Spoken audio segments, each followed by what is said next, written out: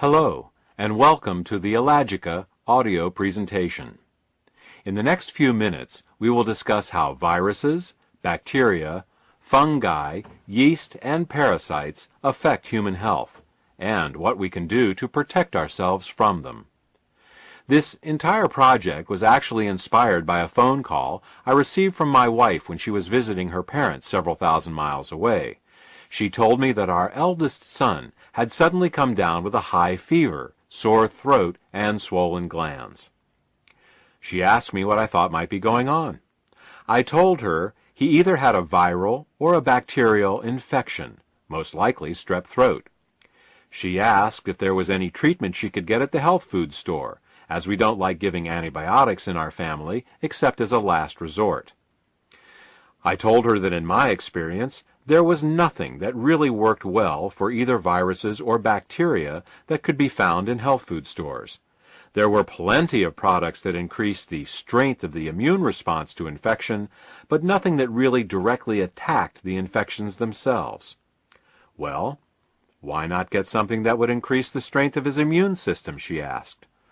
Our son had a fine immune system, I assured her, and the presence of whatever infection he had was certainly already stimulating a very powerful immune response. Taking herbal extracts to increase the activity of his immune system would do nothing, as it was already on high alert, churning out antibodies, natural killer cells, white blood cells, and all the assorted immune agents that were appropriate for whatever infection he had. My wife was puzzled.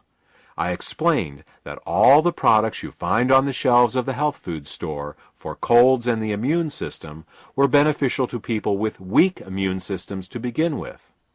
What our son needed was something that directly attacked the infection itself, not an immune stimulant. If it were a virus, we would simply have to let it run its course, and if it was a bacteria, she would have to decide on whether or not to give our son antibiotics. Well, our son finally got over the infection, but the experience made me determined to create a broad-spectrum antimicrobial. I wanted something that would work regardless of the type of infection. I wanted to create the proverbial one thing that you would take to the deserted island with you. Specifically, I wanted something that went after the infections directly and didn't just stimulate an already stimulated immune system. How could I make such a product? There are literally thousands of different types of bacteria and viruses that make people get sick, and each of them would need to be addressed.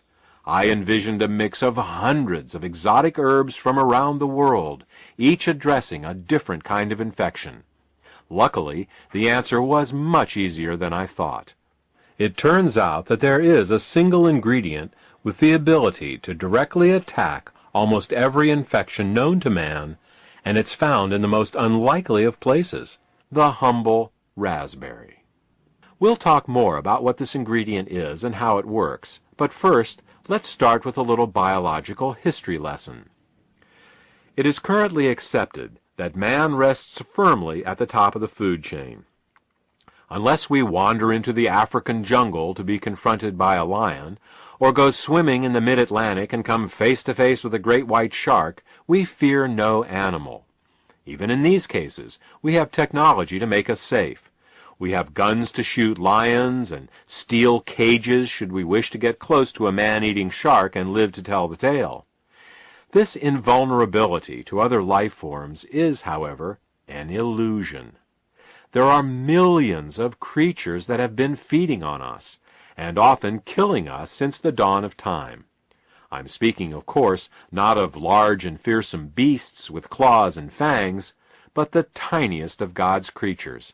I'm talking about viruses, bacteria, fungi, yeasts, and parasites. Throughout human history, we have been at war with these infective microbes. They have colonized us, living in our skin, our lungs, our intestines, and our internal organs. Our bodies have become their homes and their food source. Early man could not attack these tiny creatures the same way he could attack a tiger or a pack of wild dogs. New strategies had to be devised. The discovery of fire and the subsequent cooking of our food was our first technological advance and major victory in our war against microbes. Parasites and bacteria were unable to survive the high temperature of our cooking fires, and so we became somewhat protected against parasitic infections of the intestines and bacteria like E. coli. The next advance was the observation that eating certain plants could help the body rid itself of certain infections. This body of knowledge was first learned by watching what plants sick animals would eat to regain their own health, and represents the true origins of modern medicine. The next advance was the domestication of cats. Cats helped us by hunting down the rats and mice that were attracted to the food and garbage of our settlements. In communities where cats were unknown, rat and mouse populations grew unchecked and were impossible to eradicate. The rats and mice themselves were not the problem. Certainly they were a nuisance, but the real danger they represented came from the infections they carried. In 1347, the Black Plague, a disease carried by rats and mice, killed 1/3 of the population of Europe. Better sanitation, plumbing, and refrigeration were the next major advances in our war against microbes. Piles of garbage in early human settlements attracted swarms of flies and other disease-carrying insects.